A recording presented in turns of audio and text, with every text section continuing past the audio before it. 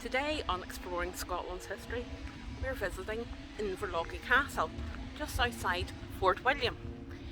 You'll have to excuse the noise.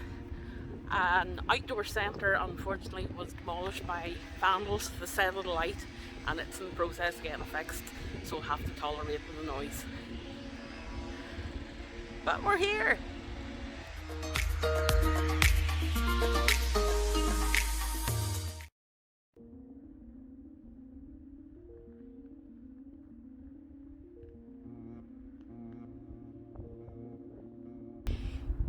Inverlochy Castle was built by the Red Comyns. It was a fantastic stronghold. The Comyns really dominated this area in the 1200s, and we'll find out why. But it is thought that this castle was built on an original fort that actually predates this one by 500 years. Just going to go down into one of the little tower rooms.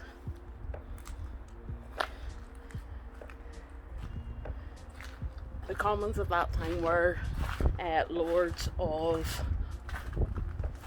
𝕵𝖓𝖛 and Lochaber, and really had quite a lot of land in northern Scotland. They were supporters of King John Balliol, and because of this,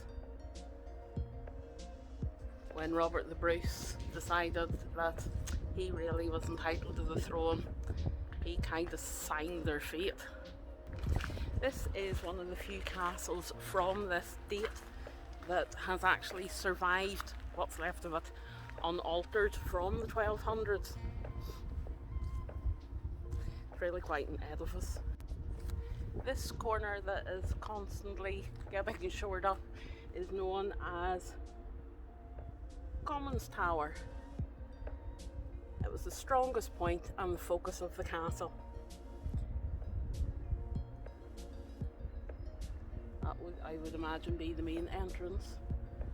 But visitors were entertained up on the first floor,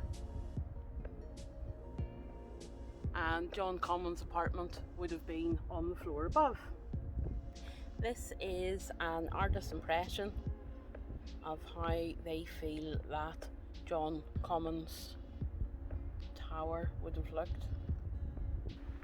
So there's Comyn's Tower, and there is the water. You can understand why it would have had high strategical importance.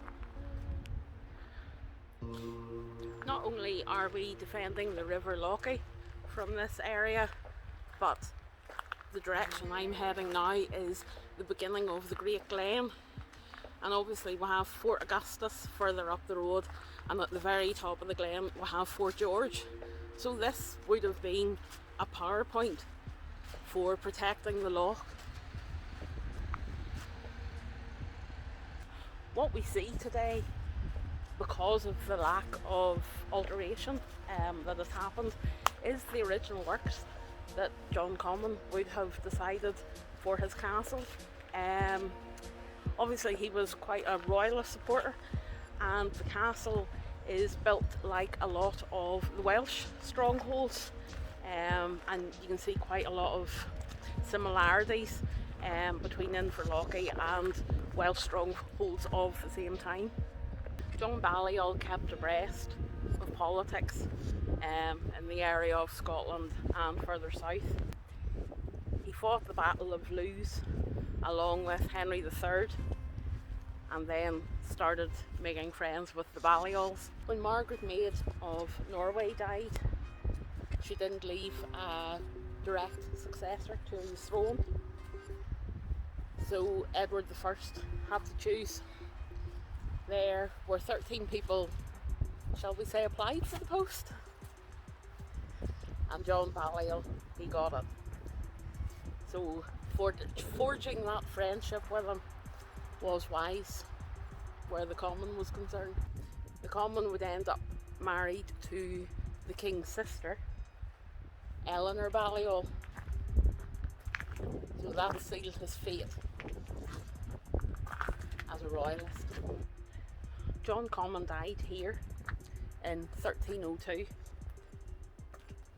and his son John the Red Comyn took over.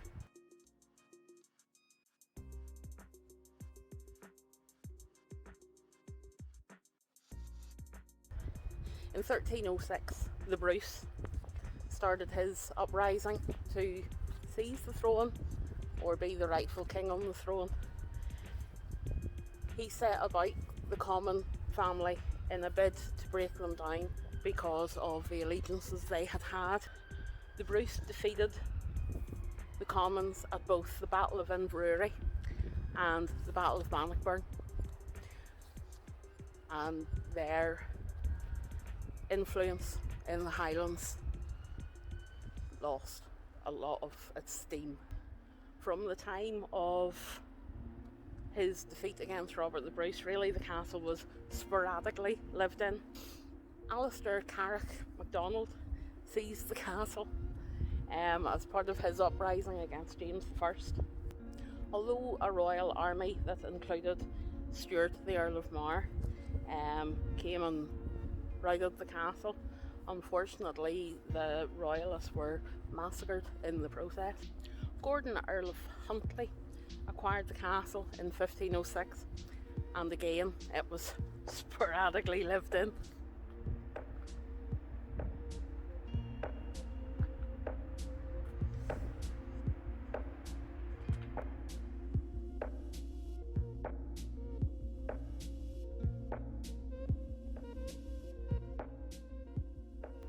Inverlochy is presumed to have been near in this ruinous state in 1645 when the next battle passed through. It was in the time of the Covenanters. Covenanters were rising up. Marquis of Montrose had been appointed General Captain of Scotland by King Charles I. One such army, commanded by an Archibald Campbell, marched in Inverlochy. Montrose, I will give him his dues, made a very impressive traverse of the lower foothills of Nevis and appeared here in the mist of the morning and battered all around him. Campbell survived the attack and he made it his personal quest not to rest until Montrose was executed. Montrose really was executed. And then once the king was put back onto his throne, Mr. Campbell was next to have his head on the block, shall we say. Unfortunately, he suffered the same fate that he had made sure that Montrose would have. So the Stuart dynasty had really been ruling from the 1300s, and the Covenanters decided that a republic wasn't the way to be, and eventually they gave their religious and political standing towards the king to be King of Ireland, Scotland, England, Wales. England's response to the Covenanters' eventual agreement was swift. Enter one Oliver Cromwell. He made sure he was victorious in the Battle of Dunbar and also made sure that he would overrun Scotland. Inverlochy would have been a key for his strength. He chose not to use it.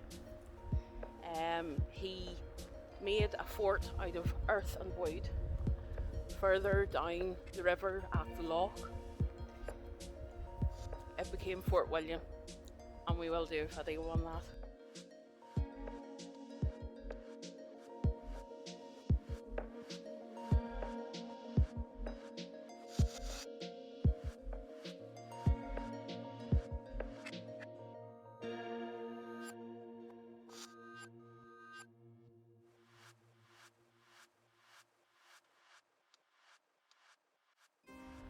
We have left the castle and I thought we'd stop at the old burying ground, which is just a couple of yards from the castle.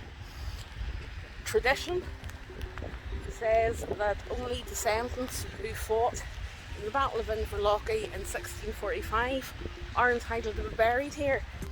Tradition also says that they have broken this tradition on several occasions. It's quite a stunning graveyard. I shall turn you around now.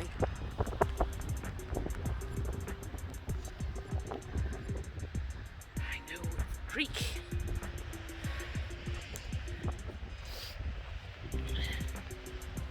actually had the sheep in here at some stage.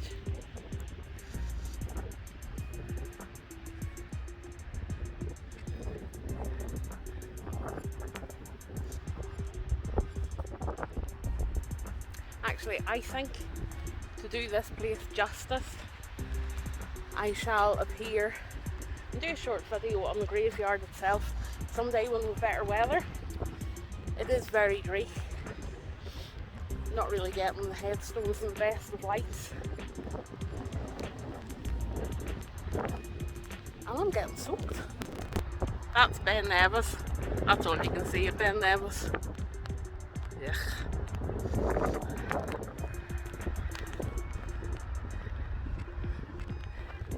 Yeah, I think this graveyard deserves a second visit.